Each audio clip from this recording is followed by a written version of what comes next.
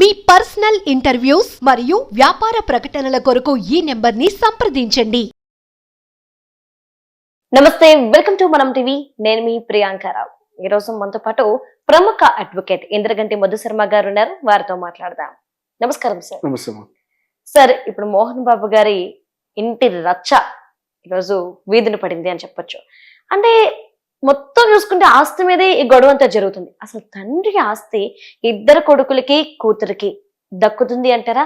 అలానే ముగ్గురి సంతానంలో ఎవరికి దక్కే అవకాశం ఉంది? అది యాక్చువల్ ఒక చిన్న విషయం ఏంటంటే, దీని రచ్చ అంటాం కదా, చిన్న ఫ్యామిలీ డిస్ప్యూట్. ఓకే, అది ఫ్యామిలీలో ఉన్న డిస్ప్యూట్. కామన్ గా ప్రతి ఫ్యామిలీలో జనరేట్ అవుతూనే ఉంటుంది. ఒక ఇద్దరు కొడుకులు ఉన్న చోట లేదా ముగ్గురు నలుగురు పిల్లలు ఉన్న చోట ఈ డిస్ప్యూట్స్ అనేవి జనరల్ గా తలెత్తూనే ఉంటాయి. సో ఇలా డిస్ప్యూట్స్ తలెత్తినప్పుడు దాన్ని ఏంటంటే, వీళ్ళు ఒక సెలబ్రిటీ స్టేటస్ అవ్వడం వల్ల పబ్లిక్ అటెన్షన్ ఎక్కువ తీసుకుంది. అలానే సేమ్ మీడియా అటెన్షన్ ఎంతైతే తీసుకుందో అదంతా ఏమైపోయింది, కొన్ని వార్తలు రాయడము, వాళ్ళ ఫ్యామిలీకి ఇమేజ్ డ్యామేజ్ చేసేలా ఉండడము, లేదు మనోజ్ గారు అక్కడికి వెళ్తున్నట్టుగా కొన్ని గేట్లు బద్దలు కొట్టినటువంటి వీడియోలు, ఆయన ఇంట్లోకి ఎంటర్ అవుతున్నట్టుగా, తర్వాత మోహన్ బాబు గారు ఆయన ఒక ఆడియో రిలీజ్ చేయడము, ఇలా ఉంది, నువ్వు ఇలా చేస్తున్నావు మనోజ్, కుటుంబానికి ప్రెస్టేజ్, ఇది ఒక కుటుంబానికి పరువు గల విషయం కుటుంబము, సో ఇలా మనం బజార్న పడుతున్నాము, ఇవన్నీ చేయొద్దని చెప్పడము. సో ఇదంతా ఓవరాల్ సినారియో గమనించుకుంటే యాక్చువల్ గా ఇది ఒక ఫ్యామిలీ డిస్ప్యూట్ మాత్రమే. కాకపోతే దీని మీద మీడియా అటెన్షన్ పెరగడం వల్ల రచ్చ అయిపోయింది. ఎందుకు రచ్చ అయిందంటే, నువ్వు అడిగా చూసావు క్వశ్చన్ కూడా, అసలు తండ్రికి ఉన్నటువంటి ఆస్తి ఎవరెవరికి దక్కుతుంది, ఇది నిజంగా ఆస్తి తగదానా లేదా అంతకు ముందే కుటుంబంలో ఏమైనా డిస్ప్యూట్స్ ఉన్నాయా అనేది కూడా గమనించుకోవాలి. అంటే వాళ్ళకి ఏమైనా అన్నదమ్ముల మధ్యలో సఖ్యత లేకపోయినా, వాళ్ళ కుటుంబంలో సఖ్యత లేకపోయినా, అది చిలికి గాలివాన్ అవుతుందంటారు చూసావా, కొంచెం పర్సనల్ ఈగోలకి వెళ్ళినా పెద్దవయ్యేటువంటి ప్రమాదం ఉంటుంది.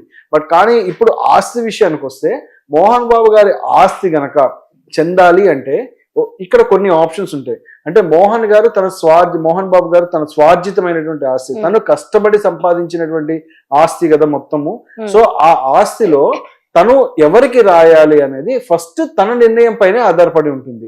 అంటే ఫర్ ఎగ్జాంపుల్ ఇప్పుడు అందులో కూతురికి రాయాలి అనుకున్నారు కొంత భాగం, ఆయన ఒక వీల్నామా రాసి వీల్నామా క్రియేట్ చేసి కూతురికి రాయొచ్చు కొంత భాగం, తర్వాత పెద్ద కొడుకు కొంత భాగం రాయొచ్చు, చిన్న కొడుకు కొంత రాయొచ్చు, భార్యకి రాయొచ్చు, తన మనవరాళ్ళకు కూడా తను రాసుకోవచ్చు. అటువంటి అంటే ఇక్కడ అనుకుంటారు అందరూ మోహన్ బాబు గారి పిల్లల వరకే అనుకుంటారు, బట్ కానీ ఆ పిల్లలకు కూడా ఆయన రాసుకునేటువంటి అవకాశం ఉంది.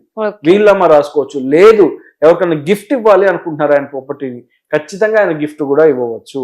అంటే తన ప్రాపర్టీని, తన స్వార్థం, అంటే సెల్ఫ్ ఎక్వైర్డ్ ప్రాపర్టీ అంటాము. అలా సెల్ఫ్ ఎక్వైర్డ్ అయినటువంటి ప్రాపర్టీని వాళ్ళు ఇష్టం వచ్చినట్టుగా వాళ్ళు చేసుకోవచ్చు. ఇంకొక విషయం కూడా చెప్తాను, అంటే వారసత్వంగా సంక్రమిస్తుంది కదా అంటారు. వారసత్వంగా సంక్రమించేది ఎప్పుడు ఉంటుంది, తదనంతరం అని మాత్రమే ఉంటుంది. అంటే వీరి తర్వాత మాత్రమే వారికి చెందుతుంది. ఈయన బ్రతికి ఉండగా, వీరు ఉండగా వీళ్ళెవ్వరికి కూడా ఆస్తి అనేది చెల్లదు. ఆయన ఉండంగా కానీ గిఫ్ట్ చేసి ఎవరైనా మీరు అనుభవించండి, మీరు తీసుకోండి, ఇది మీరు అనుభవించండి అని చెప్పి అన్నారు అనుకోండి, వాళ్ళకి ఇవ్వచ్చు. లేదు అసలు నిజంగా ఇదంతా ఆస్తి గురించే గొడవ అయితే పెద్దల మధ్యలో కూర్చొని మాట్లాడుకుని వాళ్ళు ఫ్యామిలీ డిస్ప్యూట్ ని సెటిల్ చేసుకోవచ్చు. లేదు ఒకటే ముక్క, ఆయన ఉండగా వీళ్ళకి ఇవ్వాల్సిన అవసరం లేదు. ఫస్ట్ పాయింట్ చాలా క్లారిటీగా అర్థం చేసుకోవాల్సిన విషయం. సరే, అయితే మోహన్ బాబు గారు ఒక ఆడియో లీక్ చేస్తూ కూడా దాంట్లో ఒక చిన్న మాట అన్నారు, మీ తాత నాకే ఆస్తి ఇవ్వలేదు, ఇదంతా నేను కష్టపడిన సంపాదన, చిల్లి గవ్వ కూడా మీ తాత ఆస్తి లేదు, నువ్వు నీ భార్య ఏమైనా సంపాదించుకునేది ఇక్కడ ఉంటే గనక దాని గురించి మాట్లాడు, నువ్వు ఉంటున్న ఇల్లు తింటున్న తిండి అంతా నాదే, నిర్దాక్షిణంగా బయటకు పో. అంటే తండ్రి పొమ్మంటే కొడుకులు బయటకు పోవాల్సిందేనా? ఎందుకంటే ఇది తండ్రి ఆస్తి కాబట్టి. ఖచ్చితంగా. ఇప్పుడు ఒక మాట చెప్తాను, ఏజ్ ఆఫ్ మెజారిటీ, అంటే ఒక ఏజ్ మెజారిటీగా వచ్చారు, పెద్దవాళ్ళు అయ్యారు. సో ఇప్పుడు ఆ ఇంట్లో తన సెల్ఫ్ ఎక్వైర్డ్ ప్రాపర్టీ దాని మీద మేము డామినేట్ చేస్తాం అంటే, తండ్రి సొంత ఆస్తి మీద కొడుకులకి డామినేట్ చేసేటువంటి అధికారం లేదు. 100% ఖచ్చితంగా లేదు. ఇంకొక విషయం చెప్తాను, ఒకవేళ వీళ్ళు పిల్లలు పెద్దగా అయ్యి గనక ఏదైనా తండ్రికి వ్యాపారం ఉండి ఏదైనా భాగస్వామ్యాలు ఉండి వాటిల్లో గనక ఈ పిల్లలు సంపాదించి తెచ్చిన పెట్టుబడులు ఏమైనా తెచ్చి పెట్టుబడులు పెడితే దాని భాగం వరకు వీళ్ళు తీసుకోవచ్చు, పిల్లలు తీసుకోవచ్చు.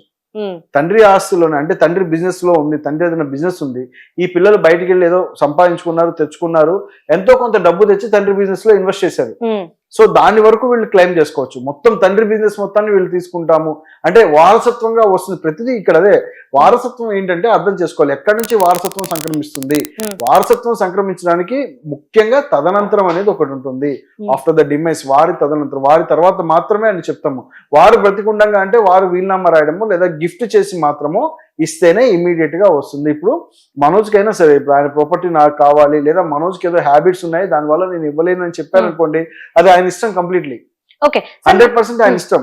ఎందుకంటే మిగిలిన పిల్లలకి ఇచ్చి ఇవ్వలేదు, ఈ డిస్క్రిమినేషన్ ఉంది అంటే తాత ముత్తాతల నుంచి వచ్చిన ఆస్తి కాదు కదా, సెల్ఫ్. అదే అంటున్నారు ఆయన తాత, మీరు ఇందాక అడిగారు, తాత నాకేమి ఇవ్వలేదు, నేనంతా స్వార్జితంతో కష్టపడ్డాను, నేను ఎక్కడ మద్రాసులో చాలా పస్తులు పడుకొని సంపాదించానని చెప్పి ఆయన చెప్పారు. సో అంటే కష్టపడి సంపాదించుకోండి అని చెప్తున్నారు. ఈయన సంపాదించింది ఇవ్వాల్సిన నెసెసిటీ అయితే లేదు. అయితే ఇంకొక చిన్న డౌట్ ఏంటంటే, ఎవరైతే చిన్న కోడలు మౌనిక ఉందో తను ఒక చిన్న కొడుకుతో ఈ ఇంటికి కోడలుగా అడుగు పెట్టింది. ఇప్పుడు మోహన్ బాబు గారు కనుక ఆస్తిని డివైడ్ చేసేటప్పుడు ఈ ఆస్తి పంపకాల్లో ఆ పిల్లోడికి కూడా వాటా వచ్చే అవకాశం ఏమైనా ఉందా? అసలు వస్తుందంటారా?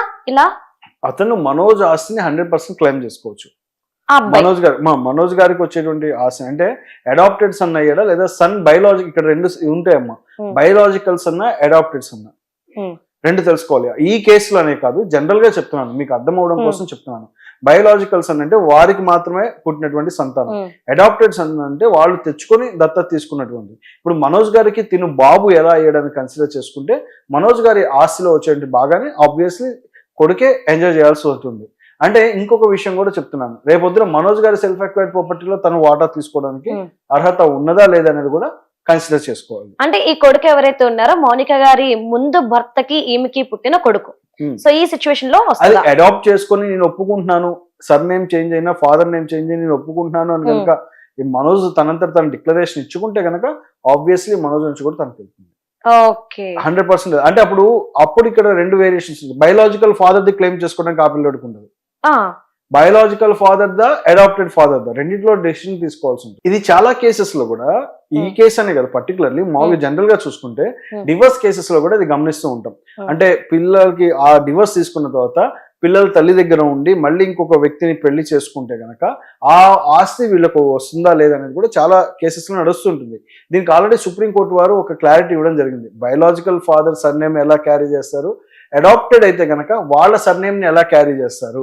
సో వీళ్ళు ఆప్ట్ చేసుకుంటున్నట్టు కనుక వాళ్ళు డిక్లరేషన్ ఇచ్చి తను మా కొడుకు కిందని ట్రీట్ చేస్తున్నాం అనేసి కనుక ఈజ్ ఎలిజిబుల్ 100%. తను అప్పుడు క్లెయిమ్ చేసుకోవడానికి అర్హత ఉంటుంది. సో బయోలాజికల్ ఫాదర్ కి వచ్చేటువంటి ఆస్తులని మొట్టమొదటిగా రైట్ ఉంటుంది. సో తర్వాత మాత్రమే అడాప్ట్ చేసుకుని వెళ్తే మాత్రం కన్సెంట్ తోటి, ఆయన కన్సెంట్ కూడా కావాలి, ఈ పిల్లాన్ని కన్నా ఫాదర్ కన్సెంట్ కూడా కావాలి, డైరెక్ట్ అడాప్షన్ కాదు. ఈ పిల్లాన్ని కన్నా ఫాదర్ కూడా తను కూడా రైట్స్ వదులుకోవాలి, బయోలాజికల్ రైట్స్ వదులుకోవాలి, లేదా తిను మేజర్ అయ్యాక మాత్రం మళ్ళీ చెల్లుతుంది. ఇది చాలా లాజికల్ గా ఉంటుంది, కంప్లీట్ ఒక లాజికల్ గా ఉంటుంది. సో అప్పుడు మాత్రమే వీళ్ళకి హక్కులు వస్తాయి అన్నమాట. ఓకే, సో మొత్తం మీద ఏంటంటే ఎవరు రాస్తే ఎవరికి చెందాలి అనేది ఈ వీడియోతో చాలా క్లారిటీగా చెప్పేశారు. Right, thank you so much sir.